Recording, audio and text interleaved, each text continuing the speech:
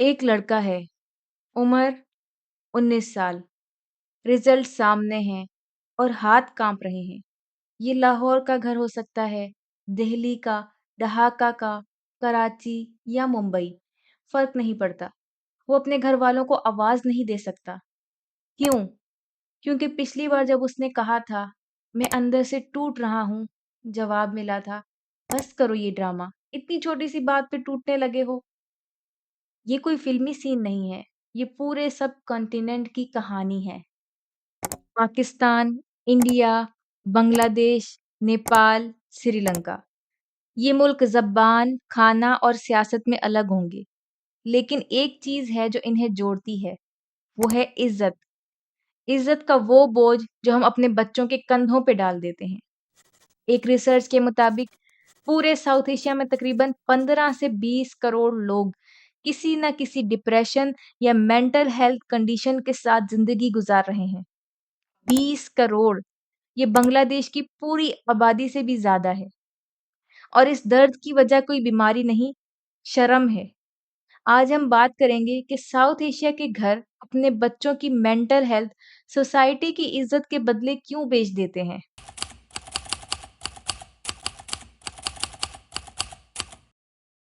लोग क्या कहेंगे? ये जुमला उर्दू में हो, हिंदी में हो या बंगला में, मतलब वही है।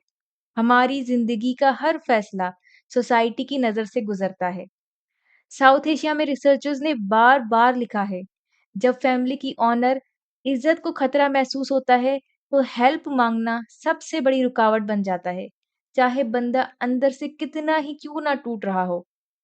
ये सिर्फ एक मुल्क का मसला नहीं, India, Pakistan, Bangladesh, same pattern. बीमारी को छुपाओ ताकि लोग कुछ ना कहें। एक फैक्ट सुनिए, जो आपको हैरान कर देगा। अलग-अलग साउथ एशियन कंट्रीज़ में हुई स्टडीज़ बताती हैं कि यूनिवर्सिटी स्टूडेंट्स में डिप्रेशन के सिम्पटम्स का रेट 40 से 50% तक पाया गया है। यानी हर दूसरा, कराची में भी, दिल्ली में भी, ढाका में भी। लेकिन हम इन्हें क्या कहते हैं? काहिल, लेज़ी, अटेंशन सीकर। क्यों? क्योंकि अगर हम ये मान लें कि ये एक मेडिकल कंडीशन है, जैसे डायबिटीज़, तो फिर अच्छा पेरेंट होने का सर्टिफ़िकेट कैंसल हो जाता है। इसलिए हमने शॉर्टकट निकाला कि बच्चा डॉक्टर बनो, इंजीनियर बनो, सीएसएस या यूपीएससी करो, बच्चे को रेस में डालो, उसके डिप्रेशन को हार्ड वर्क कहकर सेलिब्रेट करो और जब वो टूटने लगे तो वीक कहकर चुप करा दो।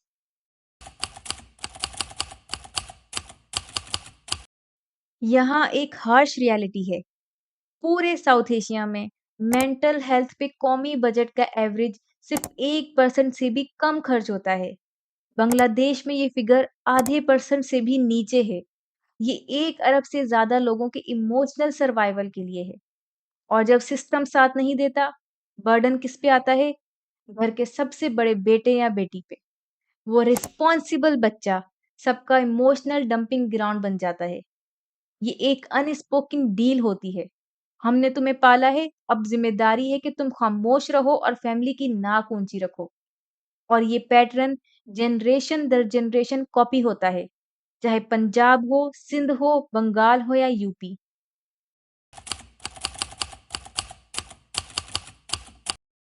अब वो फैक्ट जो सबसे ज़्यादा तकलीफ देता है। साउथ एशिया में 11 मुल्कों में से 9 में 1 लाख लोगों पर सिर्फ 1 साइकियाट्रिस्ट मौजूद है, जबकि ज़रूरत इससे कहीं ज़्यादा की है। इंडिया में 1 अरब से ज़्यादा लोगों के लिए तकरीबन 3,000 साइकियाट्रिस्ट हैं।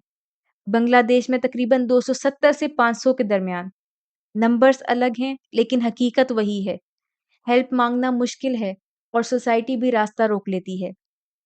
रिसर्च बताती है जो लोग सेल्फ हार्म की तरफ जाते हैं, उनमें से अक्सर ने किसी को भी पहले से नहीं बताया होता कि लोग अकेले मर रहे हैं खामोशी में, क्योंकि उन्हें लगा बोलना शर्मिंदगी है।